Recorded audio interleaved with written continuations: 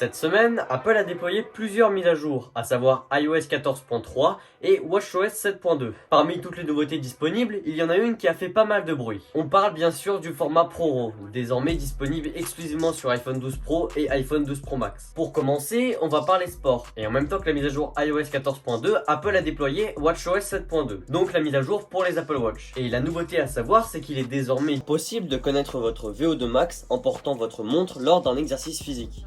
La valeur que vous obtiendrez pourra vous indiquer vos performances, notamment sur un exercice d'endurance. Plus votre VO2 max est élevé, plus vous êtes endurant. Alors pourquoi je parle de watchOS et la VO2 max? C'est tout simplement que lors du déploiement de ces mises à jour, Fitness Plus a enfin fait son apparition. Bon, elle n'est pas encore dispo en France, mais ça devrait arriver bientôt. Vous allez pouvoir accéder à des exercices de gymnastique ou de sport en général plus complets et vous aurez accès à des informations, des données plus précises et même de nouvelles données sur vos séances. L'app est déjà accessible dans certains pays comme les États-Unis, l'Australie et elle sera compatible avec l'Apple TV, votre iPhone ou votre iPad. Vos données récupérées sur votre Apple Watch seront directement envoyées sur vos différents appareils pour pouvoir les analyser. C'est tout pour le côté sport et c'est déjà pas mal. Avec iOS 14.3, vous aurez maintenant aussi la possibilité de filmer en 25 images par seconde. Par exemple, si vous tournez sur des lampes, sachant que la fréquence d'électricité est de 50 Hz en France, et ben en 30 fps, vous observerez des balayages sur votre vidéo. En revanche, en filmant à 25 images par seconde, qui est la moitié de 50, vous n'aurez aucun balayage. De plus, si vous filmez sur la télé ou que vous voulez mélanger des vidéos prises sur votre smartphone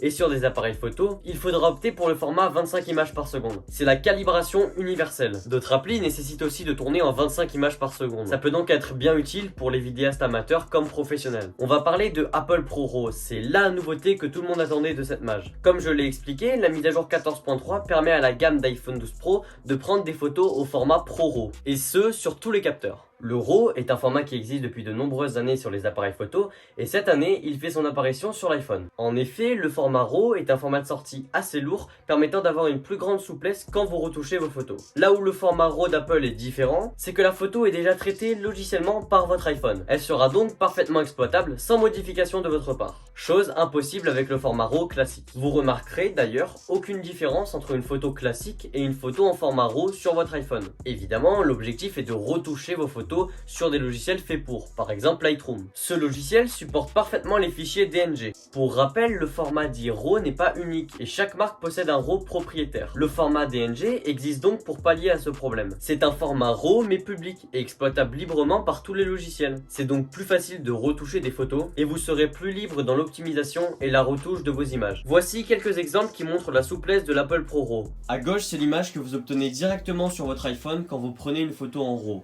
Et à droite, c'est lorsque la photo est importée sur Lightroom. On peut voir qu'on perd le traitement logiciel d'Apple, mais on a la photo brute en RAW. Toujours à droite, c'est la photo modifiée sur Lightroom. À noter que je suis un amateur, donc on peut faire des choses vraiment sympas quand on s'y connaît un peu plus. Enfin bref, vous l'aurez compris, Apple veut vraiment toucher les professionnels avec ce mode photo unique, disponible sur les iPhone 12 Pro, et c'est pas pour rien. Vous pourrez activer ce mode dans les réglages iOS en vous rendant dans Appareil photo puis Format. Si vous aimez donc modifier ou retravailler vos clichés, vous serez ravis. Tout comme pour la nouvelle manette DualSense de la PlayStation 5, les AirPods Max sont maintenant supportés par tous les appareils. Vous pourrez donc les connecter sans problème, comme les AirPods en fait. Sur l'appli météo, vous pouvez maintenant recevoir des recommandations sur la qualité de l'air de certaines grandes villes en fonction du taux de pollution. C'est vrai que ça peut être intéressant si vous vivez dans une grande ville éligible. La 5G est maintenant disponible sur votre iPhone, mais là faut-il encore avoir des antennes et le forfait adéquat pour pouvoir en profiter. Je pense que ça va pas être encore pour tout de suite. Enfin et pour finir sur les nouveautés d'iOS 14.3, il est maintenant possible de définir Ecosia comme moteur de recherche pour Safari. On peut dire qu'il était temps, d'autant plus qu'Apple semble de plus en plus s'engager dans une démarche écologique et cherche à réduire son empreinte carbone. Si vous souhaitez connaître les autres petites nouveautés de cette mise à jour, vous trouverez pas mal d'infos sur internet. Et bien c'est la fin de cette vidéo, j'espère qu'elle vous aura plu. Si c'est le cas, vous pouvez me le dire en commentaire, la liker, vous abonner, ça me fait toujours autant plaisir et notre communauté ne fait que grandir. Allez, salut!